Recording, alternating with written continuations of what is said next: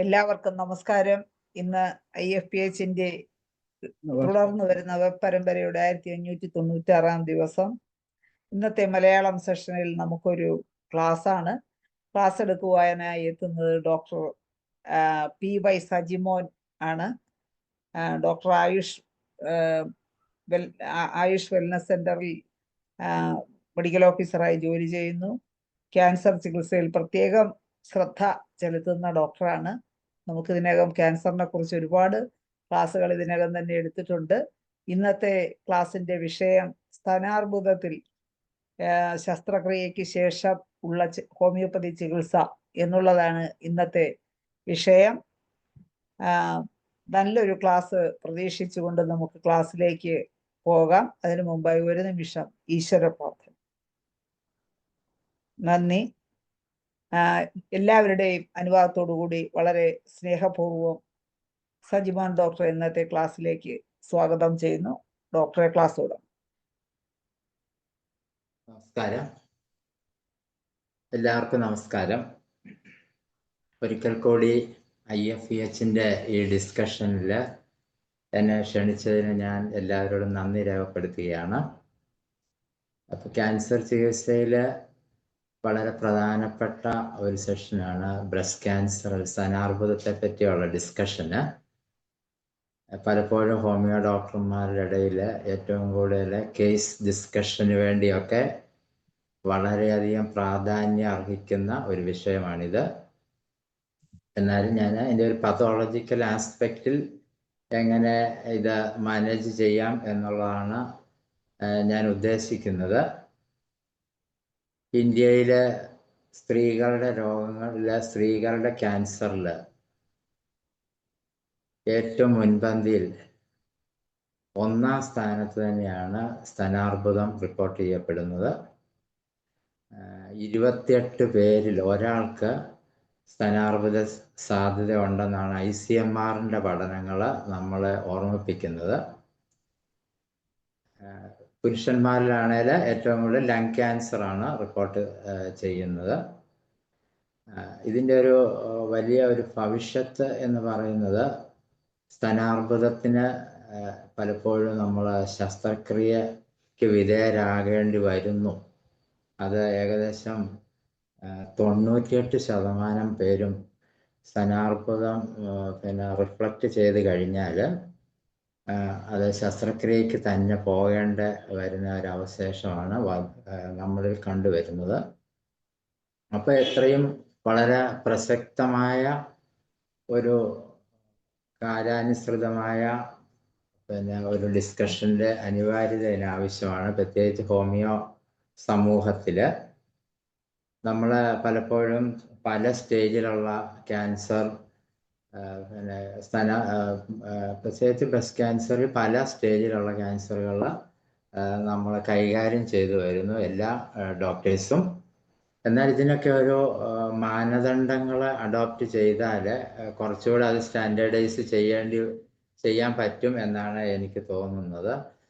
പലപ്പോഴും നമ്മളൊരു സ്പെസിഫിക്കേഷൻ ലെവലിലേക്ക് മരുന്ന് കണ്ടുപിടിച്ച് രോഗികളെ കൈകാര്യം ചെയ്യുന്നതിലുപരി ഈ ആധുനിക യുഗത്തിൽ അലോപ്പതി സിസ്റ്റത്തിൻ്റെയോടൊപ്പം തന്നെ പ്രവർത്തിക്കേണ്ടി വരുന്നതിനാൽ നമ്മൾ ആ ഓരോ സ്റ്റേജിനെ ഡിസ്കസ് ചെയ്ത് നോക്കുകയാണെങ്കിൽ ഒട്ടനവധി റിസൾട്ടുകൾ നമുക്ക് കാണിക്കാൻ സാധിക്കും എന്നുള്ളത് വസ്തുതയാണ്. പലപ്പോഴും ഹോമിയോപ്പതിയിലെ ഒരു അടിസ്ഥാന ചികിത്സാ സംവിധാനം എന്ന് പറയുന്ന കോൺസ്റ്റിറ്റ്യൂഷണൽ അപ്രോച്ചാണ് നമ്മൾ എടുക്കേണ്ടത്. പലപ്പോഴും രോഗിയുടെ മോസ്റ്റ് ഫോക്കസ്ഡ് ആയിട്ടുള്ള മെൻ്റൽ സിംറ്റം ഒരു ഇൻഡിക്കേറ്റർ റെമഡി ആയിട്ട് കണ്ടെത്തി അത് കൊടുക്കാൻ നമുക്ക് സാധിക്കുകയാണെങ്കിൽ അതിലുപരി ഒരു വലിയ ചികിത്സ ലോകത്തില്ല എന്ന് പറയാൻ സാധിക്കും. എന്നാൽ പലപ്പോഴും ആ റൂബ്രിക്സുകൾ സെലക്ട് ചെയ്യുമ്പോൾ പല സവിശേഷതകളും ഒരു പതോളജിക്കൽ പ്ലസ് മിനിമം അഡോപ്റ്റ് ചെയ്യേണ്ടതായിട്ട് നമുക്ക് വരുന്നു എന്നുള്ളതാണ് ആവശ്യമായിട്ട് വന്നിരിക്കുന്നത്. ഔഷധങ്ങൾ സെലക്ട് ചെയ്യുമ്പോൾ വളരെയധികം പരിമിതമായ തടസ്സങ്ങളും അതുപോലെ വെല്ലുവിളികളും നമുക്ക് നേരിടേണ്ടതായിട്ട് വരുന്നു. അപ്പോൾ കൂടുതലായിട്ടും അതൊരു പതോളജിക്കൽ സിഗ്നിഫിക്കൻറ്റിലേക്ക് നമ്മൾ കോർത്ത് ഇണക്കേണ്ടതായിട്ട് നമുക്ക് നമ്മളിലേക്ക് പിന്നെ അതിൻ്റെ വ്യഗ്രത കാണിക്കേണ്ടതായിട്ട് വരുന്നു എന്നുള്ളതാണ് വസ്തുത. അപ്പോൾ ഒരു അഡ്വാൻസ്ഡ് ബ്രസ്റ്റ് ക്യാൻസറിലുപരി കാർസിനോമ സിറ്റു കഴിഞ്ഞ ഒരു ഗ്രേഡ് 1 തന്നെ ലംബക്ടമി ഒക്കെ ചെയ്ത ആധുനിക വൈദ്യശാസ്ത്രം അതിൻ്റെ ഒരു ഗതിയിലേക്ക് പോവുകയാണ്. കാരണം പിന്നെ ലംബ് തന്നെ എടുത്തു കളയുകയും അതിനോടൊപ്പം തന്നെ റേഡിയേഷനും കീമോതെറാപ്പിയും ഒക്കെ ചെയ്ത് വിടുന്ന ഒരു സംവിധാനമാണ് പലപ്പോഴും മോഡേൺ മെഡിസിൻ ഉള്ളത്. ഇതിൻ്റെ ഇടയിലുള്ള ഓരോ ചികിത്സാ വിധികൾ അനുസരിച്ച് പലപ്പോഴും നമ്മൾ ഓരോരുത്തർക്കും ഇതിന് സമാനമായിട്ട് ചികിത്സിക്കേണ്ടതായിട്ട് വരുന്നുണ്ട്. ഒരു സ്തനാർബുദത്തിൻ്റെ കേസ് ഡിസ്കസ് ചെയ്യുമ്പോൾ തന്നെ നമുക്ക് ഒട്ടനവധി ഡോക്ടർമാർക്ക് അനുഭവങ്ങൾ കാണും.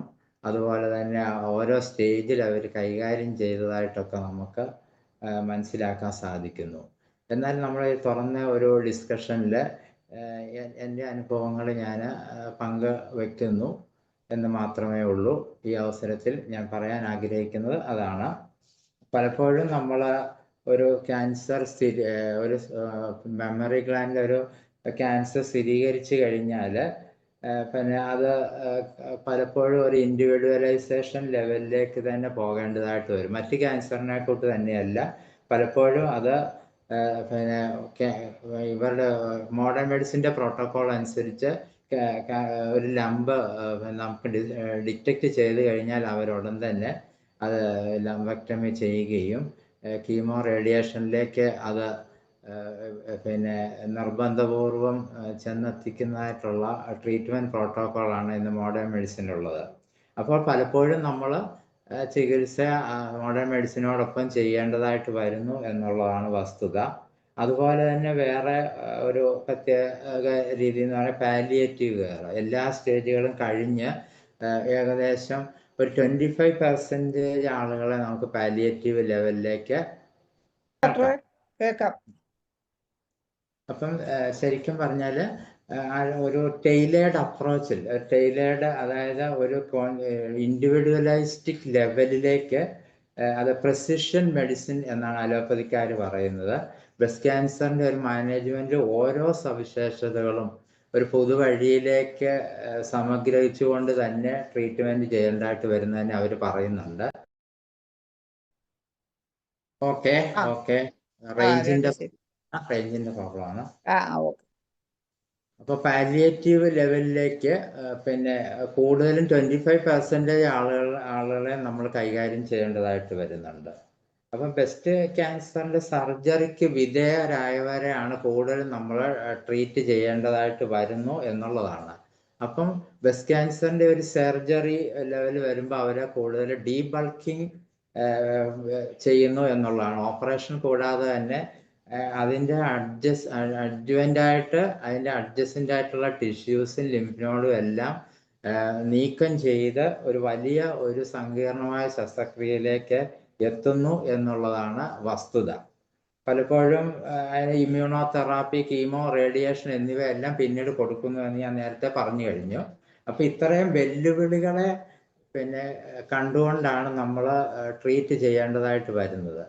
പലപ്പോഴും അടുത്തായിട്ട് പറയുകയാണെങ്കിൽ ഹിസ്റ്റോപതോളജിക്കൽ ക്ലാസിഫിക്കേഷനിലേക്ക് നമ്മൾ കടക്കേണ്ടതായിട്ടുണ്ട്. അപ്പം അത് സർജിക്കൽ ഓൺകോളജിയിൽ പിന്നെ പല ഇമ്പോർട്ടൻ്റ് ആയിട്ടുള്ള ഡിസ്കഷന് വേണ്ടി തന്നെ അഡിനോകാർസിനോമയാണ്. അഡിനോകാർസിനോമ ബ്രസ്റ്റ് പലപ്പോഴും സെൽസിലേക്ക് പിന്നെ സ്റ്റാർട്ട് ചെയ്തിട്ട് അത് മിൽക്ക് ഡക്റ്റിൽ പിന്നെ അഫക്റ്റ് ചെയ്യുന്നു. അത് കൂടുതലും ഇൻവേസീവ് ആയിരിക്കും, ഒരു ഇൻഫിൽട്രേറ്റിംഗ് ടൈപ്പ് ആയിരിക്കും. എക്സാമ്പിൾ സ്കിറസ് എന്ന് പറയുന്ന ഒരു ടൈപ്പ് ക്യാൻസർ ആയിട്ടാണ് നമ്മൾ ലോകം അംഗീകരിക്കുന്നത്. അപ്പോൾ അത് പലപ്പോഴും പിന്നെ ആ മാനേജ്മെൻറ്റ് ലെവലിൽ സർജറി തന്നെ അഡോപ്റ്റ് ചെയ്യുകയാണ് പതിവ്. അതുപോലെ രണ്ടാമതാണ് triple negative breast cancer. Triple negative breast cancer ഏകദേശം 20 വർഷത്തോളമായിട്ടത് കൂടുതലും അതിൻ്റെ പഠനങ്ങൾ നടക്കുന്നത്. അപ്പം പലപ്പോഴും ക്യാൻസർ ഹോർമോൺ സ്വാധീനതയിലൂടെ ക്യാൻസർ വരുന്നു എന്നുള്ളതാണ്. വലിയൊരു വിഭാഗം ആളുകൾക്കും ഈ ഹോർമോൺ റെസിപ്റ്റേഴ്സ് പോസിറ്റീവ് ആയിരിക്കും. അപ്പോൾ ഇതിൽ കൂടുതൽ ഈസ്ട്രോജൻ റെസിപ്റ്റേഴ്സ് ആയിരിക്കും അതിന് ER എന്നാണ് പറയുന്നത്. അതുപോലെ പ്രൊജസ്റ്റോൺ റിസപ്റ്റേഴ്സ് PR പോസിറ്റീവ് എന്നാണ് പറയുന്നത്.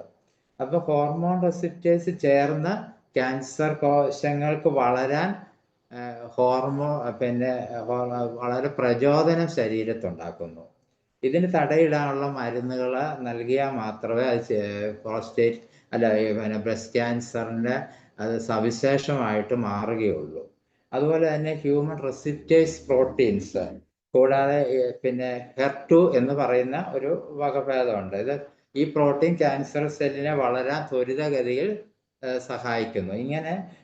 ഇങ്ങനെ ഹോർമോൺ സ്വാധീനതയുള്ള ട്രിപ്പിൾ നെഗറ്റീവ് ക്യാൻസറുകളും കൃത്യമായിട്ട് തന്നെ അത് നമ്മൾ ക്ലാസിഫൈ ചെയ്യേണ്ടി വരുന്നതായിട്ട് തോന്നുന്നു. പിന്നെയാണ് ഇൻഫ്ലമേറ്ററി ബ്രസ്റ്റ് ക്യാൻസർ ആണ്. ഇൻഫ്ലമേറ്ററി ബ്രസ്റ്റ് ക്യാൻസർ പലപ്പോഴും ഒരു അഗ്രസീവ് നേച്ചർ ആയിരിക്കും. അത് കൂടുതലും വളരെ സങ്കീർണമായിട്ട് തന്നെ രോഗികളിൽ അത് വന്ന് ലിംഫ് നോഡ്സിനെ എല്ലാം അഫക്റ്റ് ചെയ്ത് സ്കിന്നിലൊക്കെ ഡാമേജുകൾ വരുത്തി വളരെ സങ്കീർണമായ അവസ്ഥയിലേക്ക് രോഗി വന്നെത്തുന്ന ഒരു വിഭാഗം ക്യാൻസറുകളും ഉണ്ട്. അതുപോലെ തന്നെ ജനറ്റിക്കൽ ലെവലിലുള്ളത്, BRCA 1, 2 എന്നൊക്കെ പറയുന്ന ക്ലാസിഫിക്കേഷൻസ് ഉണ്ട്. അത് പലപ്പോഴും പരമ്പരാഗതമായിട്ടാണ് ഇത് കണ്ടുവരുന്നത്. അതിനെ നമ്മൾ കൂടുതൽ മാനേജ് ചെയ്യേണ്ടതായിട്ട് വരുന്നുണ്ട്. ഇപ്പൊ ക്ലാസിഫിക്കേഷൻ ലെവലിൽ ഇങ്ങനെ 3 or 4 തരത്തിലുള്ള ക്യാൻസറുകൾ നമ്മളുടെ ചുറ്റും നമ്മളിലൊക്കെ റിപ്പോർട്ട് ചെയ്യുന്നുണ്ട് എന്നുള്ളതാണ്.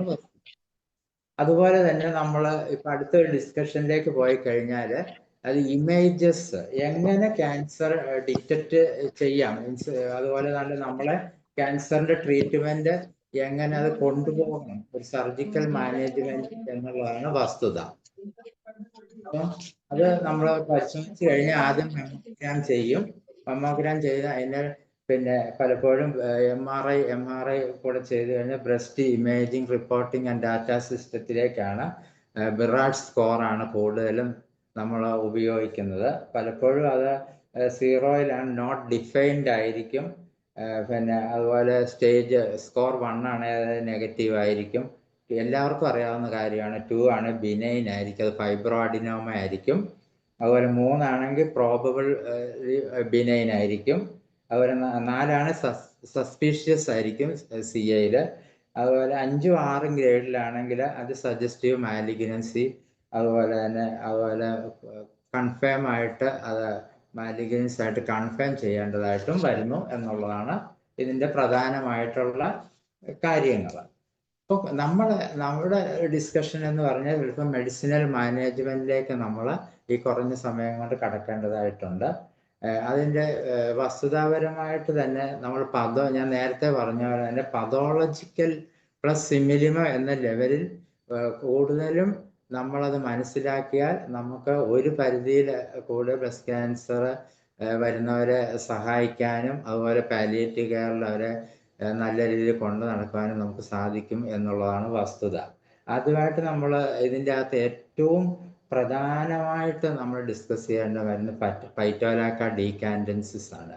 എൻ്റെ പ്രാക്ടീസ് ലെവലിൽ തന്നെ ഏറ്റവും കൂടുതൽ പൈറ്റോലാക്ക ഡീകാൻഡൻസിസ് കൊണ്ട് തന്നെ ആ ലൈഫ് എക്സ്പെക്റ്റൻസി കൂട്ടി രോഗികളുടെ സവിശേഷമായ ആ ജീവിത നിലവാരമൊക്കെ കൂട്ടി അവരെ കൂടുതൽ കാലം ജീവിച്ച് കൊണ്ടുപോകാൻ സാധിച്ച ഏറ്റവും വലിയ മരുന്ന് പൈറ്റോലാക്ക ഡീകാൻഡൻസിസ് ആണ്.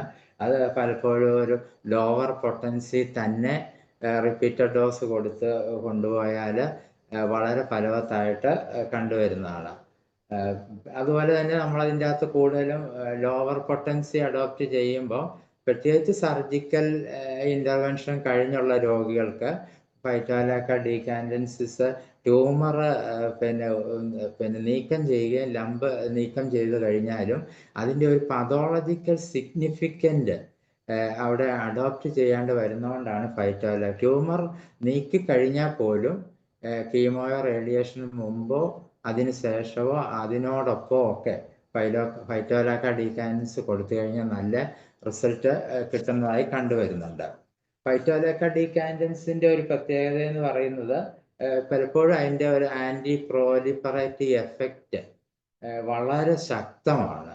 അപ്പൊ അലോപ്പതിയിലൊക്കെ സെൽ ലൈൻസിന്റെ ഡെറിവേഷൻ ഉണ്ട്. അത് പലപ്പോഴും MCF7-ലാണ് ഇത് ആക്ട് ചെയ്യുന്നത്. പലപ്പോഴും ഒരു അഡിനോ കാർസിനോമ ലെവലിലുള്ള ഹിസ്റ്റോളജിക്കൽ ലെവലിലേക്ക് ആക്ട് ചെയ്യുന്ന ഏറ്റവും നല്ല ഒരു കിങ് റെമഡി ആയിട്ട് തന്നെ ബ്രസ്റ്റ് ക്യാൻസറിന് നമ്മൾ സജസ്റ്റ് ചെയ്യേണ്ടതും ഒരു സ്പെസിഫിക് റെമഡി ആയിട്ട് സജസ്റ്റ് ചെയ്യേണ്ടതും ഫൈറ്റോലെക്ക ഡീകാൻഡൻസിസ് തന്നെയാണ്. പിന്നീട് നമുക്ക് ഏറ്റവും കൂടുതൽ നമ്മൾ ചിന്തിക്കേണ്ട തൂജ ഓക്സിഡാൻറ്റിലാസിനെ പറ്റിയാണ്. അതും ലോവർ പൊട്ടൻസിയിലാണ് കൂടുതൽ ആക്ഷൻ വരുന്നത്. പലപ്പോഴും അതൊരു വെജിറ്റേറ്റീവ് സ്ഫിയറിൽ ഒരു unlimited proliferation of pathological vegetation എന്നുള്ള ഒരു സിഗ്നിഫിക്കൻ്റ് ആണ് നമ്മൾ അതിൻ്റെ അകത്ത് കൂടുതലും പിന്നെ ചിന്തിക്കേണ്ടത്. പലപ്പോഴും പ്രോലിഫറേറ്റീവ് ലെവല് ഒരു പതോളജിക്കൽ വെജിറ്റേഷൻ കൂടുതൽ സംജാതമാകുന്ന ഒരു അവയവമാണ് ക്യാൻസർ ആയിക്കഴിഞ്ഞാൽ ബ്രസ്റ്റ്. അപ്പോൾ അതിൻ്റെ ഒരു വലിയ ഒരു സംഭാവന തൂജയ്ക്ക് എന്നായിരിക്കും ഒരു മെറ്റാസ്റ്റാസിസ് ലെവലിൽ, അതുപോലെ തന്നെ അഡ്വാൻസ് പാലിയേറ്റീവ് ലെവലിലാണെങ്കിൽ എല്ലാ ഓർഗനിലെ അഫക്റ്റ് ചെയ്യുകയാണെങ്കിൽ പ്രത്യേകിച്ച് അസൈറ്റിസ് വരെ കൺട്രോൾ ചെയ്യാൻ സാധിക്കുന്നു എന്നുള്ളതാണ് വസ്തുത. അതുപോലെ യൂറിനറി ബ്ലാഡറുകൾ, അതുപോലെ തന്നെ കോളന്, അതുപോലെ തന്നെ പല എല്ലാ അവയവങ്ങളെ ബാധിക്കുന്ന ലെവലിലേക്ക് തടയാനും കൂടെ ഈ തൂജ ഓക്സിഡന്റാലിസിന് കഴിവോ. മറ്റ് ക്യാൻസറിന് പലപ്പോഴും ഉപയോഗിക്കുന്നതാണേലും ബ്രസ്റ്റ് ക്യാൻസറിന് വളരെയധികം ചിന്തിക്കേണ്ട ഒരു വസ്തുതാ മരുന്നുകളാണ് തൂജ. പിന്നെ അടുത്തതെന്ന് പറഞ്ഞാൽ പോസ്റ്റ് സർജിക്കൽസിൽ ഏറ്റവും കൂടുതൽ ഉപയോഗിക്കുന്ന കൊണിയം മായ്ക്കാണ്. കൊണിയം മായ്ക്കിൻ്റെ വലിയ പഠനങ്ങളാണ് കൊണിയം മായ്ക്കിനെ പറ്റി നമുക്ക് എല്ലാവർക്കും അറിയാവുന്ന കാര്യം തന്നെയാണ്. പലപ്പോഴും പിന്നെ പ്രോലിഫറേഷന് ഒരു ലെവലിലേക്ക് തടയപ്പെടുന്ന ഒരു അപ്പോറ്റോസിസ് ലെവലിലേക്ക് സ്വയം രോഗപ്രതിരോധ ശക്തി സംജാതമാക്കാനുള്ള കഴിവും കൂടെ കൊണിയത്തിനുണ്ട്. അതുപോലെ തന്നെ അലോപ്പതിയിലെ സെൽ ലൈൻസ് പിന്നെ പഠനങ്ങളിൽ പോലും കൊണിയം മായ്ക്ക് നല്ല റിസൾട്ട് കണ്ടിട്ടുള്ളതാണ്. അതുപോലെ തന്നെ ഈ പ്രോട്ടീൻസ് അത് HER2 വെറൈറ്റീസിലുള്ളത്, അതുപോലെ തന്നെ ഈസ്ട്രോജൻ റെസിപ്റ്റേഴ്സ്, പ്രൊജസ്ട്രോൺ റെസിപ്റ്റേഴ്സ് ഞാൻ നേരത്തെ പറഞ്ഞ പോലെ ട്രിപ്പിൾ നെഗറ്റീവ് ബ്രസ്റ്റ് ക്യാൻസറിനൊക്കെ കൊണിയം മായ്ക്ക് നല്ല റിസൾട്ട് കാണിക്കുന്നുണ്ട് എന്നുള്ളതാണ് വസ്തുത. മറ്റൊരു മരുന്ന് എന്ന് പറയുന്നത് ചിമാഫില അംബലേറ്റയാണ്. ചിമാഫില അംബലേറ്റ ഒരു കിങ് റെമഡിയിൽ തന്നെ വരുന്ന ഒരു മരുന്നാണ് ബ്രസ്റ്റ് ക്യാൻസറിന്. അത് പലപ്പോഴും നേരത്തെ പറഞ്ഞ പോലെ പ്രോലിഫറേഷനെയാണ് അത് കൂടുതലും എഫക്റ്റ് ചെയ്യുന്നത്. അതുപോലെ പിന്നെ പതോളജിക്കൽ ലെവലിലേക്കും അത് മെറ്റാസ്റ്റസിസ് ലെവലിലേക്കും സെൽ മൈഗ്രേഷനെ തടയുകയും ആൻജിയോജൻസിസിനെ പിന്നെ തടയുകയൊക്കെ ചെയ്യുന്ന ആക്ഷൻ ഉള്ളതായിട്ടാണ് അതിൻ്റെ ഫൈറ്റോ കെമിക്കൽസിൻ്റെ ഡിസ്കവറിയിൽ വരുന്നത്. അപ്പോൾ നേരത്തെ പറഞ്ഞ പോലെ രോഗപ്രതിരോധ ശക്തി, അതുപോലെ ശരീരത്തിൽ ഉണ്ടാകുന്ന ക്യാൻസർ സെല്ലിനെ അറ്റാക്ക് ചെയ്ത് കളയാനുള്ള സവിശേഷത ബോഡിക്ക് കൊടുക്കാനും ചിമാഫില അംബലേറ്റയ്ക്ക് കഴിവുണ്ടെന്നുള്ളതാണ് പുതിയ പഠനങ്ങൾ. അതുപോലെ തന്നെ ലിംഫാറ്റിക് സ്പ്രെഡിനെ തടയുകയും ചെയ്യാനുള്ള പറ്റിയ ഒരു ഔഷധമായിട്ട് തന്നെ നമുക്ക് കണക്ക് കൂട്ടാവുന്നതാണ്. അതുപോലെ തന്നെ നമ്മൾ ഏറ്റവും കൂടുതൽ ചിന്തിക്കേണ്ട കുർക്കുമ ലോങ്ക പറ്റിയാണ്. കുർക്കുമ ലോങ്ക ഒരു വലിയ ഒരു സവിശേഷമായ മരുന്നുകളാണ്. പലപ്പോഴും അത് ഞാൻ നേരത്തെ പറഞ്ഞ പോലെ ഏറ്റവും സങ്കീർണമായ ക്യാൻസറുകളിൽ പിന്നെ ബ്രസ്റ്റ് ക്യാൻസറിൽ hormone related cancer triple negative ആണ്. അതിന് കൂടുതലും ഉപയോഗിക്കാൻ പറ്റിയ ഒരു ഔഷധമാണ് കുർക്കുമ ലോങ്ക. അത് ശരിക്കും റേഡിയേഷൻ തെറാപ്പി ഒക്കെ വരുമ്പോൾ അതിൻ്റെ intensity, modulation radio therapy intensity കുറയ്ക്കാനും ഒക്കെ കുർക്കുമ ലോങ്കയ്ക്ക് കഴിവുണ്ട്. പലപ്പോഴും അത് ബിറാഡ്സ് ഗ്രേഡ് 4 to 6 ലെവലിൽ നല്ല രീതിയിൽ വർക്ക് ചെയ്യുന്നതാണ്. അതുപോലെ തന്നെ പിന്നെ രോഗിയുടെ ജനറൽ ഡെബിലിറ്റിയെയും അതുപോലെ വീക്ക്നെസ്സിനെ, ഫറ്റീഗിനെ ഒക്കെ ഒരു പരിധി വരെ കുറയ്ക്കാനും ഇത് ഹെൽപ്പ് ചെയ്യുന്നു എന്നുള്ളതാണ്. അതുപോലെ തന്നെ രോഗിക്ക് വരുന്ന ആൻസൈറ്റി, ക്യാൻസറോഫോബിയ, അതൊക്കെ അതൊരു ഇമ്മ്യൂൺ ബൂസ്റ്ററായിട്ട് പ്രവർത്തിക്കുന്നതെന്ന് ഞാൻ പറഞ്ഞു കഴിഞ്ഞു. ഇതൊക്കെ നല്ലതായിട്ട് ഇതിന് വർക്ക് ചെയ്യാൻ പറ്റുന്ന ഒരു സമയം. അതുപോലെ തന്നെ ഞാൻ നേരത്തെ പറഞ്ഞതുപോലെ തന്നെ ഇൻഫ്ലമേറ്ററി പിന്നെ ബ്രസ്റ്റ് ക്യാൻസറിന് ഒരു നോൺ ഹീലിംഗ് ലെവലിൽ വന്നാലും കുർക്കുമ അഡോപ്റ്റ് ചെയ്യാറുണ്ട്. അപ്പൊ ഇതിന്റെ കൂടെ തന്നെ നമ്മൾ പലപ്പോഴും എച്ചിനീഷ്യ മദർ ടിഞ്ചർ ചില ഡോക്ടേഴ്സ് കൊടുക്കുന്നതായി കണ്ടുവരുന്നു. ഈ എച്ചിനീഷ്യ മദർ ടിഞ്ചർ പലപ്പോഴും അത് ഹീലിംഗ് വരുമെങ്കിലും നമുക്കത് കൂടുതലും അതിൻ്റെ ഫ്ലൂയിഡ് ഊസിങ് കൂടുതലായി കണ്ടുവരുന്നതുകൊണ്ട് എച്ചിനീഷ്യ അങ്ങനെ ഇൻഫ്ലമേറ്ററി ബ്രസ്റ്റ് ക്യാൻസറിന് അഡ്വൈസബിൾ അല്ല എന്നുകൂടി ഞാൻ ഈ അവസരത്തിൽ ഓർമ്മിപ്പിക്കുകയാണ്. അതുപോലെ തന്നെ ഒരു ജനറൽ പിന്നെ ഇമ്മ്യൂണിറ്റി ബൂസ്റ്ററായിട്ട് അശ്വഗന്ധ 3Xനെ തീരെ അഡ്വാൻസ്ഡ് ആയിട്ടുള്ള ക്യാൻസറുകൾക്ക് അശ്വഗന്ധ ടിഞ്ചർ അല്ലാതെ ലോവർ പൊട്ടൻസി കൊടുക്കുകയാണെങ്കിൽ നല്ല റിസൾട്ട് കിട്ടാറുണ്ട്. പിന്നെ ഏറ്റവും കൂടുതൽ നമ്മൾ മറ്റ് പിന്നെ ക്യാൻസറിനൊക്കെ ഡിസ്കസ് ചെയ്തതുപോലെ വിസ്കോ ആൽബ് പ്രത്യേകിച്ച് മദർ ടിഞ്ചർ രൂപത്തിലുള്ള കൊടുത്തു കഴിഞ്ഞാലും 4th സ്റ്റേജിലുള്ള ബ്രസ്റ്റ് ക്യാൻസറിന് നല്ല റിസൾട്ട് കണ്ടുവരുന്നത്. കൂടുതൽ എഫ്യൂഷൻസ് വയറുകളിലും അതുപോലെ ലങ്സിലും ലിവറിലും ഒക്കെ എഫ്യൂഷൻസ് വന്നാൽ കൂടുതലും ഉപയോഗിക്കുന്ന വിസ്കോ ആൽബാണ് എൻ്റെയൊക്കെ പ്രാക്ടീസ് ലെവലിൽ. അതുപോലെ കീമോ റേഡിയോ തെറാപ്പിക്ക് വരുന്ന സൈഡ് എഫക്റ്റുകൾക്കൊക്കെ ഇത് കൃത്യമായിട്ട് കൊടുക്കുന്നുണ്ട്. പിന്നെ അടുത്തതെന്ന് പറഞ്ഞാൽ മലാൻഡ്രനമാണ്. നോസോഡുകളിൽ മലാൻഡ്രൻ കൂടുതലും സർജിക്കൽ ഇൻ്റർവെൻഷനിൽ നമ്മളത് കൂടുതലും ഉപയോഗിക്കുന്നു. പ്രത്യേകിച്ച് ക്യാൻസർ ഡീബൾക്കിങ്ങിന് ശേഷം വരുന്ന അവശേഷിക്കുന്ന എന്തെങ്കിലും ബാലൻസ്ഡ് ആയിട്ടുള്ള ക്യാൻസർ സെല്ലിനെ തടയാനൊക്കെ മലാൻഡ്രനും പിന്നെ നല്ല ലോവർ പൊട്ടൻസി നല്ല റിസൾട്ട് തരാറുണ്ട്. മലാൻഡ്രൻ എന്ന് പറഞ്ഞു കഴിഞ്ഞാൽ ഏറ്റവും കൂടുതൽ റിപ്പീറ്റഡ് ഡോസ് ആണ് കൊടുത്ത് അതിനൊരു നല്ല രീതിയിൽ എത്തിക്കാൻ സാധിക്കുന്നു എന്നുള്ളതാണ് എൻ്റെ ഒരു പ്രാക്ടീസ് എക്സ്പീരിയൻസ് പറയാനുള്ളത്. പിന്നെ ഒരു ഇമ്മ്യൂണോ തെറാപ്പിയുടെ ലെവലിൽ ഏറ്റവും കൂടുതൽ ഉപയോഗിക്കുന്ന സോറിനമാണ്. പലപ്പോഴും സർജറിക്ക് വെയിറ്റ് ചെയ്യുന്ന പേഷ്യൻസിന് അവർ കീമോ റേഡിയേഷൻ വെയിറ്റ് ചെയ്യുകയും അതുപോലെ ഇൻഫിൽട്രേറ്റിംഗ് അല്ലെങ്കിൽ പിന്നെ അൺഡിഫറൻഷ്യേറ്റഡ് ആയിട്ടുള്ള കാർസിനോമറ്റസ് കണ്ടീഷൻസിന് പലപ്പോഴും ബ്രസ്റ്റ് ക്യാൻസറിന് നമ്മൾ ചില ഡോക്ടേഴ്സ് വെയിറ്റ് ചെയ്യാൻ പറയും. അവർ അങ്ങനെയുള്ള പേഷ്യൻസിന് സോറിനെ ഇന്റർകറന്റ് റെമഡി ആയിട്ട് കൊടുത്താൽ ഫാഗോസൈറ്റ്സിനെ വളരെയധികം ഉത്തേജിപ്പിക്കാനുള്ള ഒരു കഴിവ് സോർണത്തിന് കൃത്യതയോടുകൂടി കൊടുത്തു കഴിഞ്ഞാൽ ഉണ്ടാകും എന്നുള്ളത് വസ്തുതയാണ്. അതുപോലെ തന്നെ സൈക്കോട്ടിക് പിന്നെ നോസോഡുകളിൽ പരമപ്രധാനമായും മെഡോറിന് എപ്പോഴും ഒരു അഡ്വാൻസ് ബ്രസ്റ്റ് ക്യാൻസറിന് ഹോപ്പ്ലെസ് ആയിട്ട് റിക്കവറി, അതുപോലെ പേഷ്യൻസിന് ഇൻറ്റൻസിറ്റി ഓൾ സെൻസേഷൻസ്, അതുപോലെ എല്ലാ ശരീരം മുഴുവൻ നീർക്കട്ട, ഇങ്ങനെ അഡ്വാൻസ് ആയിട്ട് പാലിയേറ്റീവ് ലെവലിൽ ബ്രസ്റ്റ് ക്യാൻസറിന് ഏറ്റവും ഫലവത്തായിട്ട് പിന്നെ പ്രതിപാദിക്കുന്ന ഒരു മരുന്നാണ് മെഡോറിന്. പലപ്പോഴും അത് നല്ല റിസൾട്ട് കിട്ടിയതായിട്ട് നമുക്ക് കാണുന്നു. പിന്നീട് നമ്മൾ കൂടുതലും പിന്നെ ട്യൂബർക്കുലിനം ആണ്. പലപ്പോഴും ട്യൂബർക്കുലിനെ അത് റിസൾട്ട് കിട്ടുന്ന പലപ്പോഴും ആ സിംറ്റംസ് ലെവലിൽ നമ്മൾ അത് ഡിസ്കസ് ചെയ്യുമ്പോൾ മാത്രമാണ്. സിംറ്റംസും കൂടെ നോക്കി വേണം അത് കൃത്യമായിട്ട് ട്യൂബർക്കുലൻ പിന്നെ കൊടുക്കാനുള്ളത്. ഡോക്ടറെ, നോസോഡ്സ് പൊട്ടൻസി ഹൈ പൊട്ടൻസി ആണോ? സോറിനും മെഡോറിനും ട്യൂബർക്കുലിനും സോറിന് മീഡിയം പൊട്ടൻസിയാണ്. ഓക്കെ.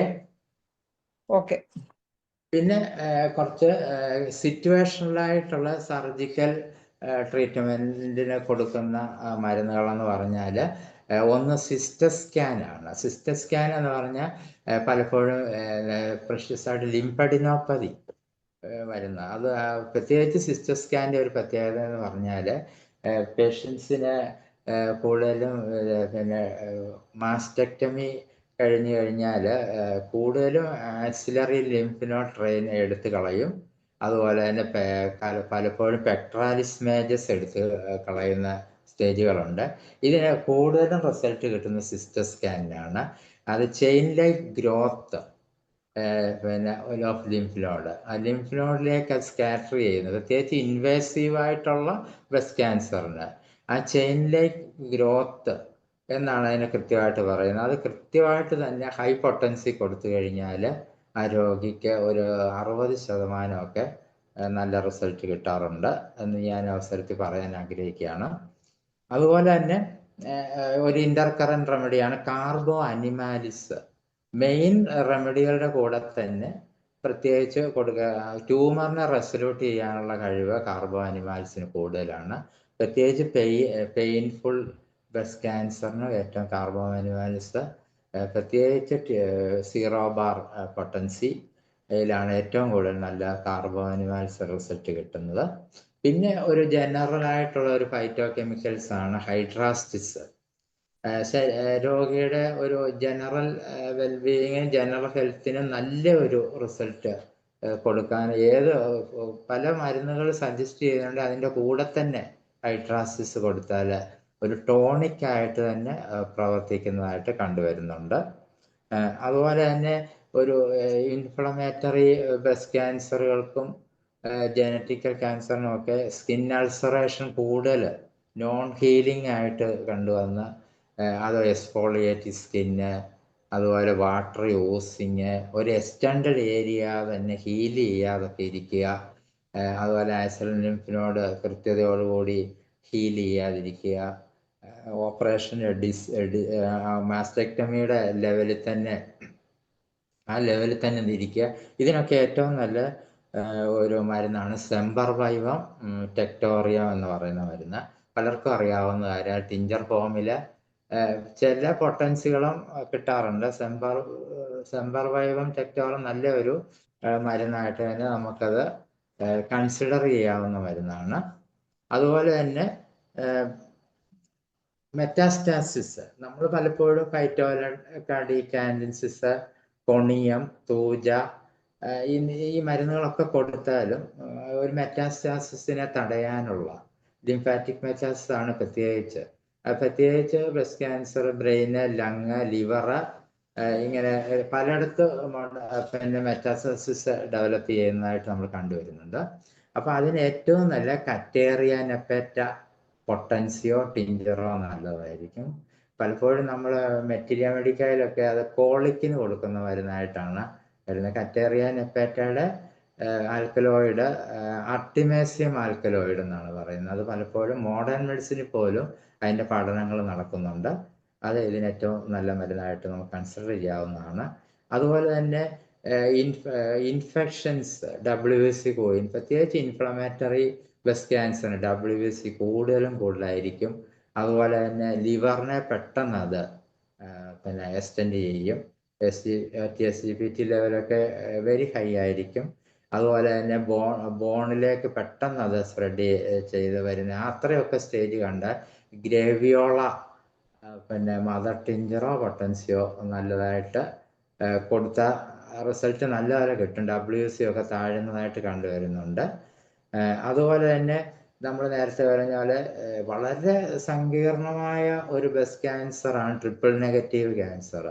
പലപ്പോഴും oestrogen receptors, progesterone receptors, HER2 ഈ ലെവലിലൊക്കെ പലപ്പോഴും അലോപ്പതിയിൽ പിന്നെ ഹോർമോൺ ട്രീറ്റ്മെൻറ്റുകളൊക്കെ കൊടുത്താൽ ഈസ്ട്രോജനായിട്ടൊക്കെ പ്രവർത്തിച്ചാലും പലപ്പോഴും പല സ്റ്റേജിലും പരാജയപ്പെടുന്നതായിട്ട് നമ്മൾ രോഗിയുടെ അവസ്ഥ പരാജയപ്പെടുന്നതായിട്ട് കണ്ടുവരുന്നുണ്ട്.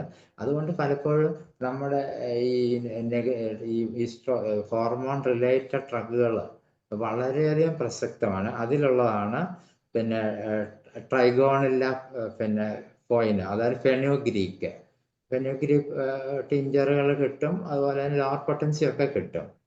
ട്രൈഗോണില്ല പലപ്പോഴും ഈസ്ട്രോജൻ റെസിപ്റ്റേഴ്സിന് പോസിറ്റീവായ ക്യാൻസർ ഓഫ് ബ്രസ്റ്റിന് വളരെയധികം കൊടുക്കാറുള്ള മരുന്നുകളാണ്. അതുപോലെ തന്നെ ട്രൈഗോണിലേക്ക് ഏറ്റവും കൂടുതൽ അഡ്വാൻസ്ഡ് സ്റ്റേജ് ഉള്ള എല്ലാ ക്യാൻസറിനും അത് കൊടുക്കാൻ സാധിക്കും. അത് ക്യാൻസർ സെല്ലിൻ്റെ ഗ്രോത്തിനെ, അതിൻ്റെ ഇൻവോൾവ്മെൻറ്റിനെ കുറയ്ക്കാൻ ഏറ്റവും പൊട്ടൻഷ്യലായിട്ട് വർക്ക് ചെയ്യുന്ന മരുന്നുകൾ ഒന്നാണിത്. അതുപോലെ തന്നെ വേറൊരു മരുന്നാണ് ക്യാപ്സിക്കം അന്യം വെറൈറ്റിയുള്ള മരുന്നുകളെന്ന് മെറ്റാസ്റ്റാസ് ലിവറിനും ബ്ലാഡറിനും കോളനിലേക്കും മെറ്റാസ്റ്റസ് തടയാൻ ഈ മരുന്ന് വളരെയധികം ഫലവത്തായിട്ട് കണ്ടുവരുന്നുണ്ട്. അതുപോലെ തന്നെ റേഡിയേഷൻ കീമോതെറാപ്പിക്ക് ജനറലായിട്ട് നമ്മൾ പല രീതിയിലും സർജറിക്ക് ശേഷവും കൊടുക്കുന്നതാണെങ്കിൽ അതിന് ഏറ്റവും കൂടുതൽ കണ്ടുവരുന്ന നീർക്കെട്ടുകൾ അവിടെ നിൽക്കുന്നത് അത് ബ്രസ്റ്റ് ക്യാൻസറിന് കൂടുതലും കണ്ടുവരുന്നതാണ്. അങ്ങനെ വരുന്ന ബോസ്വെല്ലിയ സെറേറ്റ നല്ല മരുന്നായിട്ട് നമുക്ക് കൺസിഡർ ചെയ്യാവുന്നതാണ്. പിന്നെ നമ്മൾ ഏറ്റവും എപ്പിഡെർമൽ ഗ്രോത്ത് ഫാക്ടർ എന്ന് ഞാൻ പറഞ്ഞു കഴിഞ്ഞു നേരത്തെ, ഇമ്മ്യൂണോ അതുപോലെ ട്രിപ്പിൾ നെഗറ്റീവില് അതിൽ പലപ്പോഴും നമ്മൾ ചിന്തിക്കാത്ത ഒരു മരുന്ന് വളരെ റിസൾട്ട് ബ്രസ്റ്റ് ക്യാൻസറിന് കിട്ടാറുണ്ട്. നമ്മൾ തൂജ, കൊണിയം, ഫൈറ്റോലക്ക എന്നീ മരുന്നുകളിലേക്കൊക്കെ പോകുമ്പോഴും കുണ്ടിരാങ്കോ തെറാപ്പി പലപ്പോഴും അത് നമ്മൾ ഫരിഞ്ചൽ ക്യാൻസറിന്, ഈസോഫാഗൽ ക്യാൻസറിന് ഒക്കെ കൊടുക്കുന്ന മരുന്നാണെങ്കിലും കുണ്ടിരാങ്കോടെ ഒരു പഠനത്തിൽ ഏറ്റവും കൂടുതൽ റിസൾട്ട് ഇങ്ങനെയുള്ള എലിവേഷൻസ് അതുപോലെ എപ്പിഡെർമൽ ഗ്രോത്ത് ഫാക്ടർ ഉണ്ടാക്കുന്ന ക്യാൻസറിനെ കൺട്രോൾ ചെയ്യാൻ കുണ്ടിരാങ്കോ തെറാപ്പിക്ക് നല്ല ഒരു പങ്ക് ഉള്ളതായിട്ട് എനിക്ക് പറയാൻ സാധിക്കും. അപ്പം നമ്മൾ ഇത്രയൊക്കെ മരുന്ന് നമ്മൾ ഇതിൽ ഡിസ്കസ് ചെയ്തു. കോൺസ്റ്റിറ്റ്യൂഷണലായിട്ടും സാധാരണ ഉപയോഗിക്കുകയോ അല്ലെങ്കിൽ കീമോ റേഡിയേഷൻ തെറാപ്പിയോടൊപ്പമൊക്കെ മരുന്നുകൾ കൊടുത്താൽ രോഗിക്ക് വളരെയധികം റിസൾട്ട് നമുക്ക് നൽകാൻ സാധിക്കുന്നുണ്ട്.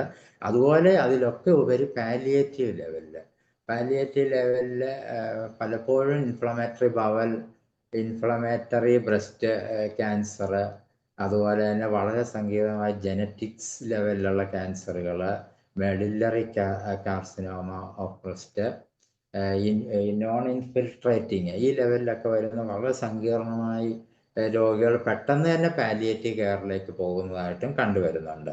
അപ്പോൾ ഇതിൻ്റെ നമ്മളൊരു പേഷ്യൻറ്റിനെ ഒരു അഡോപ്റ്റ് ചെയ്യാൻ അല്ലെങ്കിൽ ട്രീറ്റ്മെൻറ്റ് കൊടുക്കുമ്പോൾ അത് നമ്മൾ കൂടുതലും അതിൻ്റെ പ്രസൻറ്റേഷൻ സ്ക്രീനിങ്ങിലും അതിൻ്റെ സ്ക്രീനിങ്ങിലും ശ്രദ്ധിക്കണം. അത് സിംറ്റംസിലും ശ്രദ്ധിക്കേണ്ടതായിട്ടുണ്ട്. പിന്നീട് എന്ന് പറഞ്ഞാൽ ക്ലിനിക്കൽ എക്സാമിനേഷൻസിലാണ്, അതുപോലെ തന്നെ ഇമേജിങ് എക്സാമിനേഷൻസ്, അതിലേക്ക് പിന്നെ കിടക്കേണ്ട കമ്പൽസറി ആയിട്ട് ബയോപ്സി, പാതോളജിക്കൽ എക്സാമിനേഷൻസ്, അങ്ങനെ ഉള്ള ലെവലിലേക്ക് നമ്മൾ കൃത്യമായിട്ട് തന്നെ നമ്മൾ മനസ്സിലാക്കേണ്ടതായിട്ടുണ്ട് കേസ് ടേക്കിങ് വരുമ്പോൾ. അതുപോലെ അതിൻ്റെ ക്യാൻസർ ഓപ്പറേഷന് മുമ്പാണെങ്കിൽ ട്യൂമറിൻ്റെ സൈസ്, അതിൻ്റെ ഗ്രേഡ്, ബിറാഡ്സ് ഗ്രേഡ്, അതുപോലെ ആക്സിലറി ലിംഫിനോഡിനുള്ള എക്സ്റ്റൻഷൻ എന്നിവയൊക്കെ നമ്മൾ കൃത്യമായിട്ട് മനസ്സിലാക്കാൻ വേണ്ടതാണ് എന്ന് ഈ അവസരത്തിൽ ഒരിക്കൽ കൂടി ഓർമ്മിപ്പിക്കുകയാണ്. അതുപോലെ തന്നെ ലോക്കൽ കൂടുതലും ശസ്ത്രക്രിയകൾ തരുന്ന ബ്രസ്റ്റിൻ്റെ ലംബ എടുത്ത് കളയുക അല്ലെങ്കിൽ മാസ്റ്റെക്ടമി എടുത്ത് കളയുക എന്നുള്ളതാണ് സർജിക്കൽ ഇൻ്റർവെൻഷനായിട്ട് പോകുക. അതുപോലെ തന്നെ ലിംഫിനോഡിനെ ഡിസെക്ട് ചെയ്ത് കളയുക, പ്രത്യേകിച്ച് ആക്സിലറി ലിംഫിനോഡ്സ്. അപ്പോൾ ഇതിനെയൊക്കെ അനുസരിച്ചുള്ള ഒരു ട്രീറ്റ്മെൻറ്റ് നമ്മൾ കൃത്യമായിട്ട് മനസ്സിലാക്കേണ്ടതായിട്ടുണ്ട്. അതുകൂടാതെ തന്നെ പലപ്പോഴും നമ്മൾ സർജറിക്കൊക്കെ മുമ്പ് ഇമേജസ് പഠിക്കാറുണ്ട്. പലപ്പോഴും ഇമേജസിൽ ബ്രസ്റ്റ് ക്യാൻസറിൻ്റെ ഇമേജസ് എന്ന് പറയുമ്പോൾ ഒരു ഇറഗുലർ മാർജിൻസ്, അതുപോലെ തന്നെ നോൺ യൂണിഫോം എക്കോസ്റ്റെക്ചർ, അതുപോലെ ഇൻക്രീസ്ഡ് വാസ്കുലാരിറ്റി, അതുപോലെ മൈക്രോ കാൽസിഫിക്കേഷന്, hypo echoic hypo echoic lesions, ഈ ലെവലിലായിരിക്കും പലപ്പോഴും ഇമേജസിനെ ഇൻ്റർപ്രറ്റ് ചെയ്ത് നമുക്ക് കിട്ടുന്നത്. പലപ്പോഴും അതിൻ്റെ അകത്തൊരു വിശദീകരണം എന്ന് പറഞ്ഞു കഴിഞ്ഞാൽ പോസ്റ്റ് സർജിക്കൽ ആണേലും ഈ ഇറഗുലർ മാർജിൻസിന് ഏറ്റവും കൂടുതൽ സോണോളജിക്കൽ ലെവലിൽ ബ്രസ്റ്റിൽ ഏറ്റവും കൂടുതൽ നമ്മൾ അഡോപ്റ്റ് ചെയ്യേണ്ട ഒരു റൂബ്രിക്സ് പോലെ തന്നെ ഫൈറ്റോലാക്ക, ഡീകാൻഡൻസസും തൂജയാണ്. അതുപോലെ നോൺ യൂണിഫോം എക്കോസ്റ്റെക്ചർ ഡിസ്ക്രിപ്ഷൻ ഒരു സോണോളജി ലെവലിൽ വന്നു കഴിഞ്ഞാൽ നമ്മൾ കൃത്യതയോടുകൂടി അത് കാർസിനോസിനോ പിന്നെ അതുപോലെ തന്നെ ട്യൂബർക്കുലിന്, സോറിന് എന്നീ നോസോഡുകളെ പറ്റി ചിന്തിക്കണം. അതുപോലെ ഇൻക്രീസ് വാസ്കുലാരിറ്റി. ഈ വാസ്കുലാരിറ്റി ഇൻക്രീസ് ചെയ്യാൻ ഏറ്റവും നല്ലത് ഫൈറ്റോകെമിക്കൽസുകളായ കുർക്കുമ ലോങ്ക, വിസ്കോ ആൽബ്, അതുപോലെ തന്നെ ചിമാഫില അംബലേറ്റ, ഇങ്ങനെയുള്ള അതുപോലെ ഗ്രേവിയോള, ഇങ്ങനെയുള്ള മരുന്നുകൾ കൊടുക്കുകയാണ് വാസ്കുലാരിറ്റിയെ നിയന്ത്രിക്കാൻ സാധിക്കുന്നു. അതുപോലെ മൈക്രോ കാൽസിഫിക്കേഷൻ എന്ന ഒരു ഇന്റർപ്രിട്ടേഷൻ വന്ന് നമ്മൾ തൂജയം അല്ലെ മെഡോറിനം, അതുപോലെ തന്നെ പിന്നെ ഫൈറ്റോലാക്ക, ഇത്തരം മരുന്നുകളെ പറ്റി നമ്മളത് ചിന്തിക്കേണ്ടതായിട്ടുണ്ട്. ഒരു ഹൈപ്പോ എക്കോയിക് ലീഷൻസ് ബ്രസ്റ്റിൽ ട്യൂമറിലോ അല്ലെങ്കിൽ എന്തെങ്കിലും വന്നു കഴിഞ്ഞാൽ നമ്മൾ സിഗ്നിഫിക്കൻ്റ് ആയിട്ട് തന്നെ ഈ ബ്രസ്റ്റിലാണെങ്കിൽ ഫൈറ്റോലാക്ക ഡീകാൻഡൻസും തൂജയാണ് തുടക്കത്തിൽ തന്നെ നൽകേണ്ടതെന്നുള്ള ഒരു പ്രത്യേക ഒരു പ്രോട്ടോകോൾ കൂടി നിങ്ങളുടെ മുമ്പിൽ ഞാൻ പ്രസന്റ് ചെയ്യാൻ ആഗ്രഹിക്കുകയാണ്. ഇത്രയാണ് നമ്മുടെ ബ്രസ്റ്റ് ക്യാൻസറിന്റെ ഒരു ചെറിയ ഡിസ്കഷൻ ഇന്ന ക്ലാസ്സിലേക്ക് ഞാൻ കടന്നത്. ഇനിയുള്ള സമയത്ത് നമുക്ക് ഡിസ്കഷനിലേക്ക് കടക്കാവുന്നതാണ്. ഓക്കെ ഡോക്ടറെ, സ്തനാർബുദത്തിനെ കുറിച്ച് വളരെ വിശദമായി അതിൻ്റെ ഓരോ ഗ്രേഡുകളും ഓരോ സ്റ്റേജിൽ നിൽക്കുന്ന സ്റ്റേജിനനുസരിച്ചുള്ള മെഡിസിനുകളും എല്ലാം ഡോക്ടർ പറഞ്ഞു. ഇനി അതിൽ എന്തെങ്കിലും സംശയങ്ങളൊക്കെ ഉണ്ടെങ്കിലോ ഏതെങ്കിലും ക്യാൻസർ കേസ് ഉണ്ടെങ്കിലോ ഡിസ്കഷനിലേക്ക് പോകാം. അതിന് മുമ്പ് എനിക്ക് വേറൊരു കാര്യം പറയാനുള്ളത്, നാളെ നമ്മുടെ സൂമില് നമ്മുടെ എല്ലാം മനസ്സിൽ ഭാവഗായകനായി ജീവിക്കുന്ന പി ജയചന്ദ്രൻ അനുസ്മരണമാണ് നാളെ നമ്മുടെ മലയാളം സെഷനിൽ നടക്കുന്നത്. ആ പ്രോഗ്രാമിൽ നിങ്ങൾ എല്ലാവരും പങ്കെടുത്ത് നല്ല ഒരു വിജയത്തിലെത്തിക്കണം. ഒരുപാട് പേരുടെ സാന്നിധ്യം അതിലുണ്ടാവണം. നമ്മളെ ഭാവഗായകനെ അനുസ്മരിക്കണം എല്ലാവരും എന്ന് താല്പര്യപ്പെടുകയാണ്. എല്ലാവരും ആ പരിപാടിയിൽ നേരത്തെ തന്നെ വീഡിയോയൊക്കെ ഓൺ ചെയ്ത് പങ്കെടുക്കണം. ഒത്തിരി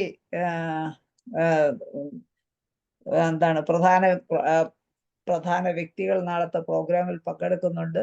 നമ്മുടെ ഗവൺമെന്റ് ചിറ്റൂർ കോളേജിലെ റിട്ടയർ ചെയ്ത സാറ് ഉണ്ട്. ഒന്നുകൂടെ പറയാം, ശ്രീ ആലപ്പി ഋഷികേശ് ആണ് ഈ പരിപാടിയുടെ ഉദ്ഘാടനം. അതുപോലെ professor S T Sasidharan, retired professor, government Chittur college Palakkad, അദ്ദേഹമാണ് അനുസ്മരിക്കുന്നത്.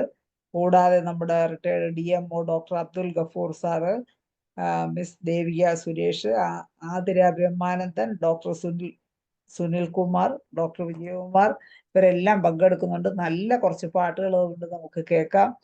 നമ്മുടെ എല്ലാ ആരോഗ്യം മെച്ചപ്പെടാൻ ഇത് പാട്ടുകൾ ഒരുപാട് സഹായിക്കും. അതുകൊണ്ട് തീർച്ചയായിട്ടും നാളെ എല്ലാവരും ഈ പ്രോഗ്രാമിൽ പങ്കെടുക്കും എന്ന് പ്രതീക്ഷിച്ചുകൊണ്ട് നമുക്ക് ഇന്നത്തെ ഡിസ്കഷനിലേക്ക് കടക്കാം. 1-2 പേര് ഹാൻഡ് റൈസ് ചെയ്തിട്ടുണ്ട്. ഡോക്ടർ സൂര്യ രാധാകൃഷ്ണനെ ക്ഷണിക്കുകയാണ് ആദ്യം. ഡോക്ടറെ അൺമ്യൂട്ട് ചെയ്ത് സംസാരിച്ചു. ഡോക്ടറെ good evening. Doctor good evening. Good evening. ഡോക്ടറെ, ഒരു 52 വയസ്സുള്ള ലേഡിക്ക് ഇപ്പൊ കീമോ ചെയ്തുകൊണ്ടിരിക്കുക ഡോക്ടറെ. അവർക്ക് ഓരോ കീമോ കഴിയുമ്പോഴും അതിഭയങ്കരമായ ഛർദിലുണ്ട്. ആ ഛർദിൽ കൺട്രോൾ ചെയ്യാൻ നമ്മുടെ മെഡിസിൻ എന്താ കൊടുക്കാൻ പറ്റും? പലപ്പോഴും പിന്നെ കീമോ റേഡിയേഷന്റെ ഒരു സൈഡ് എഫക്റ്റ് ആയിട്ടാണ് അത് വരുന്നത്, അല്ലേ? അതെ.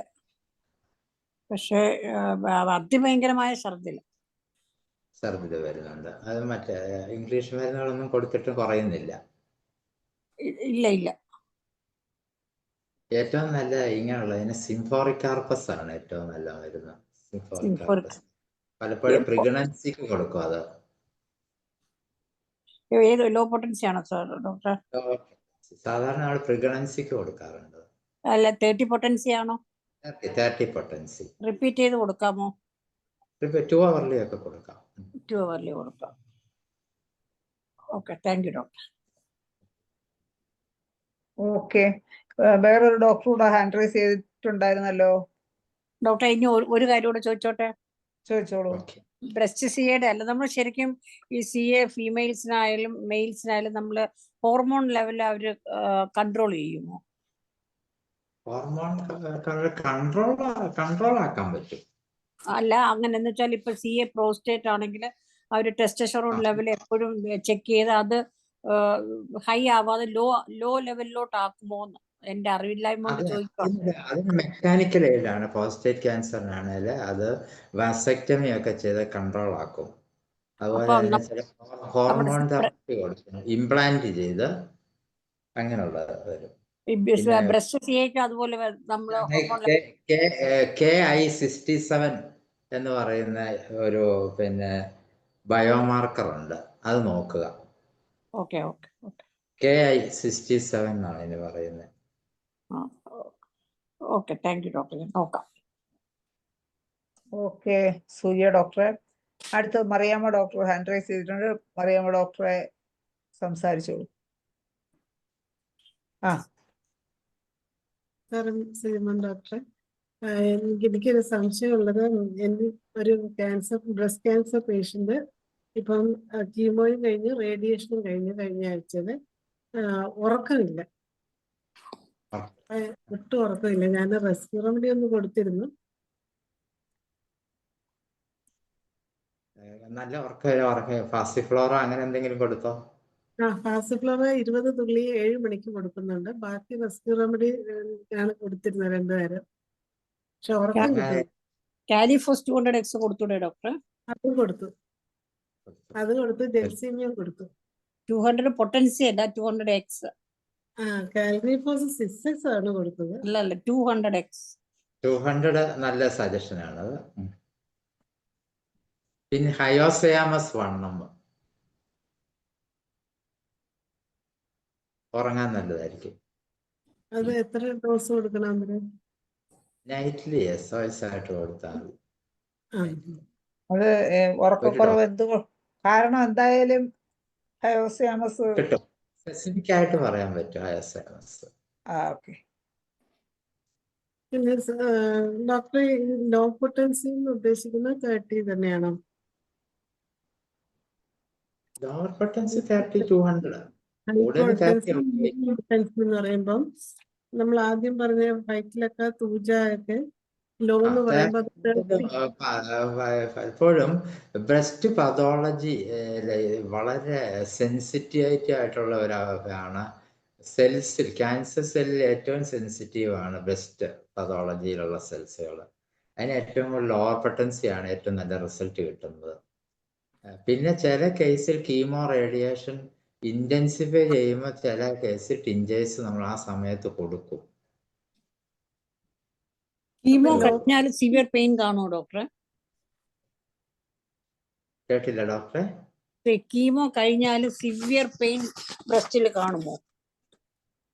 ചില കേസ് വരും. അതിന് ഫൈറ്റോലക്ക തന്നെയാണ് നല്ലത്. നമ്മൾ പലപ്പോഴും ട്യൂമറിനെ മാത്രം ട്യൂമർ ഇല്ലെങ്കിൽ അവിടെ ഫൈറ്റോലക്കയുടെ റോൾ ഇല്ല എന്ന് നമ്മൾ പലപ്പോഴും, ഞാനത് ക്ലാസ്സിൽ ആദ്യം പറഞ്ഞത്, ഫൈറ്റോലക്ക ഡീകാൻഡൻസിസ് ട്യൂമർ എടുത്തു കളഞ്ഞാലും ആ ട്യൂമർ പതോളജി അല്ല സെൽസിലെ ഏറ്റവും കൂടുതൽ ആക്ഷൻ നൽകുന്ന ഒരു മരുന്നാണ് ഫൈറ്റോലക്ക ഡീകാൻഡൻസിസ് ഇൻ ബ്രസ്റ്റ് ക്യാൻസർ. പെയിന് വയറ്റിലൊക്കെ ലോ പൊട്ടൻസി മതിയാവുമോ? ലോവർ പൊട്ടൻസി 2 hourly ഒക്കെ കൊടുത്തു അവര് പറയുന്നത് അകത്ത് ഇങ്ങനെ സ്ക്വീസ് ചെയ്യുന്ന പോലത്തെ പെയിൻ എന്നാ പറയുന്നത്. വരും. അത് കൂടുതലും അത് പെനിട്രേറ്റിംഗ് ആയിട്ടുള്ള അതാ ടിഷ്യൂ, കുറച്ച് ലോബിലേറ്റഡ് ഡക്റ്റ് സ്ട്രോമലായിട്ടൊക്കെ ഉള്ള മലയാളത്തിൽ അതിൻ്റെ ഹോളോയിനസ് ആയിട്ടുള്ള ടിഷ്യൂസ് ആണ് അവിടെ ഉള്ളത്.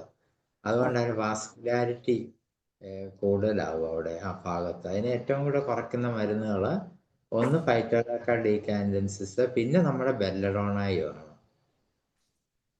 ഡോക്ടർ നേരത്തെ കുർക്കുമയും വിസ്കവും ചിമോഫിലിയും ഗ്രാവിയോളും അല്ലേ പറഞ്ഞത്?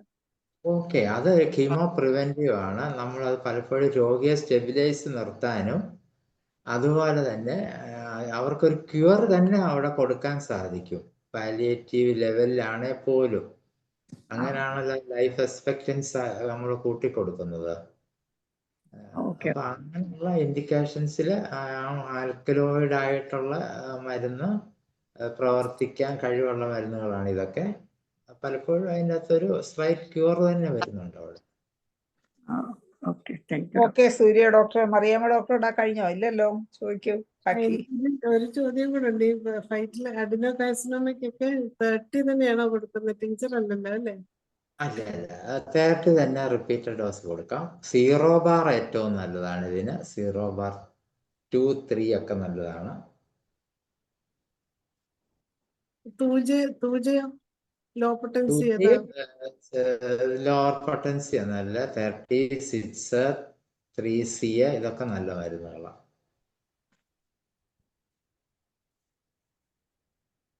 നന്ദി സജിമോൻ ഡോക്ടറെ. ഓക്കെ മറിയാമ്മ ഡോക്ടറെ. പിന്നെ ചാറ്റ് ബോക്സിൽ ഒരു സംശയം ഉണ്ടായിരുന്നു ഡോക്ടറെ. പിന്നെ കീമോതെറാപ്പിക്ക് ശേഷം ചൊറിച്ചില് ബോഡി. ജയലളിത ഡോക്ടറുടെ സംശയമാണ്. അതിൽ കൂടുതൽ എന്തെങ്കിലും ചോദിക്കാനുണ്ടെങ്കിൽ ഡോക്ടർക്ക് തന്നെ ചോദിക്കാം. വീഡിയോ ഓണാക്കണമെന്നില്ല, ചോദിക്കാം. ചൊറിച്ചില്, ദേഹം മൊത്തം ചൊറിച്ചില് കീമോതെറാപ്പിക്ക് ശേഷം.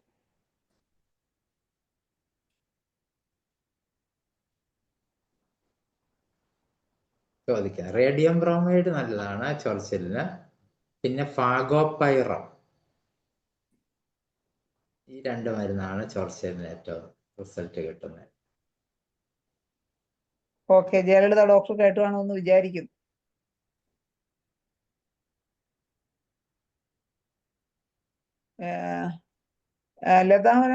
ലതാ മനോഹരൻ ഡോക്ടർ ചോദിച്ച നേരത്തെ പൊട്ടൻസിയുടെ കാര്യം ചോദിച്ചു. പിന്നെ Jayalalitha doctor thank you. Doctor WBC ഒത്തിരി കുറയുമ്പോൾ നമ്മൾ എന്ത് ചെയ്യാൻ പറ്റും? ശരിക്കും അവർക്ക് റേഡിയേഷൻ കീമോ എടുക്കുന്നതിന് മുമ്പ് ബ്ലഡ് കൗണ്ട് എപ്പോഴും കുറഞ്ഞിട്ട് 1000 വരെയായി WBC. അങ്ങനെയുള്ള കേസ് ലൂക്കോപീനിയയ്ക്ക് ഏറ്റവും നല്ലത്. പിന്നെ പ്രത്യേകിച്ച് RBC ആയിട്ടുള്ള കമ്പാരിസൺ വേണം അതിന്. WBC ഇൻഫെക്ഷൻ ഒന്നും ഇല്ല. ഇൻഫെക്ഷൻ ഇല്ല ഡോക്ടർ, ഇൻഫെക്ഷൻ ഇല്ല. ഹിമോഗ്ലോബിൻ 8 ഒക്കെ വരൂ, HB 8 ഒക്കെ വരൂ, WBC കൗണ്ട് 1000, 1500. അപ്പൊ അവര് കീമോ എടുക്കത്തില്ല. കീമോ എടുക്കാതെ അവർ വീണ്ടും WBC കൂടാൻ വേണ്ടി ഇഞ്ചക്ഷൻ എടുത്തിട്ട് വീണ്ടും എടുക്കും. അത് അവിടെ നമുക്ക് എന്തെങ്കിലും ചെയ്യാൻ പറ്റുമോ? ഇതിന് ഏറ്റവും നല്ലത് അലോവേറയുടെ ടിഞ്ചറാണ് ഏറ്റവും നല്ലത്. ഓക്കെ.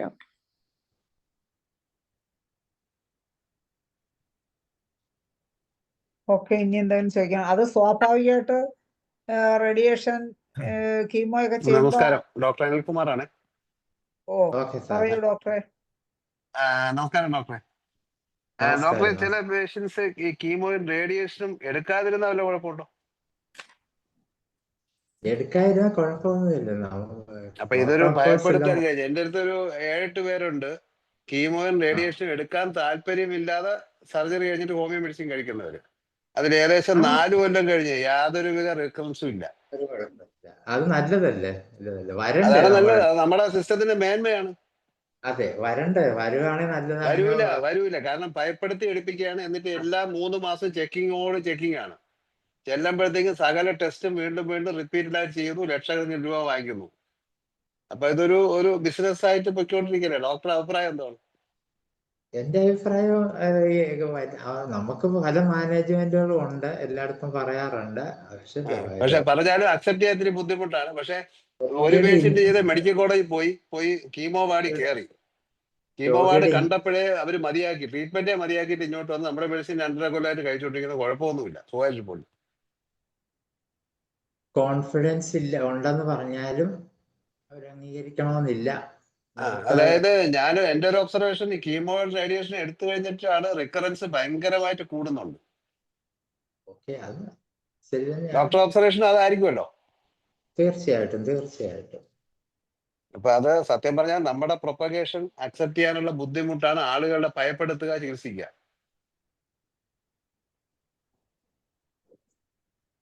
അതല്ലേ ഡോക്ടറുടെ അഭിപ്രായം? തീർച്ചയായിട്ടും. Okay doctor, thank you very much. Okay Anilkumar ഡോക്ടറെ. അടുത്ത് ലതാ മനോഹരൻ ഡോക്ടർ ഹാൻഡ് റൈസ് ചെയ്തിട്ടുണ്ട്. ഡോക്ടറെ ചോദിച്ചോ. അൺമ്യൂട്ട് ചെയ്തില്ല. ഡോക്ടറെ അൺമ്യൂട്ട് ചെയ്തേ. നന്ദി ശൈല ഡോക്ടറെ. നമസ്കാരം ഡോക്ടറെ. പിന്നെ സംശയം, ഈ ക്യാൻസർ പേഷ്യന്റ് ഭയങ്കരമായിട്ട് ക്ഷീണം കാണാറുണ്ടല്ലോ, അപ്പൊ അതിനു വേണ്ടി പ്രത്യേകമായിട്ട് എന്താ കൊടുക്കുന്നത്? ഭയങ്കരമായ ക്ഷീണം, തളർച്ച. ഫറ്റീഗിന് പലപ്പോഴും നമ്മളെ അതിന്റെ ഇലക്ട്രോലൈറ്റ് ബാലൻസ് കൃത്യമാണോ എന്ന് നമ്മൾ നോക്കിയിരിക്കണം. അവര് പല സപ്ലിമെന്റ്സും കഴിക്കുന്നവരായിരിക്കും.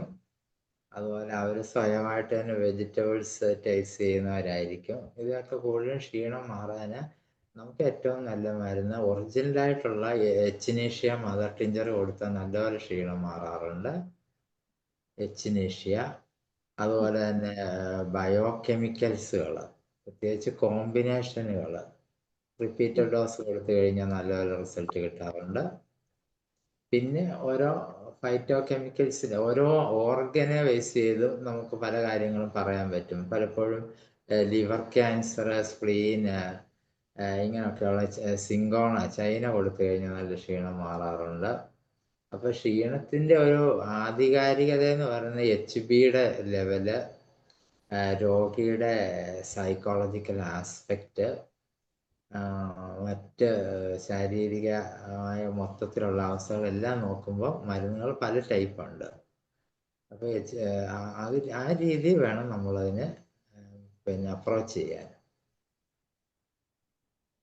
ക്യാൻസർ പേഷ്യന്റിന് നമ്മൾ ബയോകെമിക്കൽ കൊടുക്കുമ്പോൾ സൈലീഷ്യ കോമ്പിനേഷൻ കൊടുക്കാൻ പറ്റുമോ? ഒരിക്കലും കൊടുക്കാൻ പറ്റുമോ?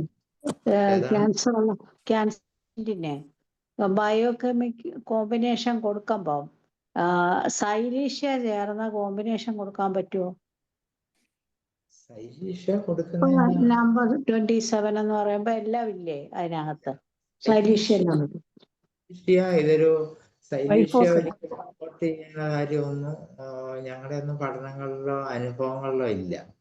സൈലീഷ്യ പല സ്ഥിരം കൊടുക്കാറുമുണ്ട്, പ്രത്യേകിച്ച് പിന്നെ സ്കിന്നില്, അതുപോലെ തന്നെ ഇന്റേണൽ ആയിട്ടുള്ള ഫ്യൂച്ചർ ഹീൽ ചെയ്യുന്നതിന് ഇതെല്ലാം കൊടുക്കാറുണ്ട്. സൈലീഷ്യ പസ് ഹീലിംഗ് ഇൻക്രീസ്, ഹീലിംഗ് സ്പീഡപ്പ് ആക്കാൻ വേണ്ടി പൊട്ടൻസി കൃത്യമായിട്ട് തന്നെ ശ്രദ്ധിക്കണമെന്നേ ഉള്ളൂ.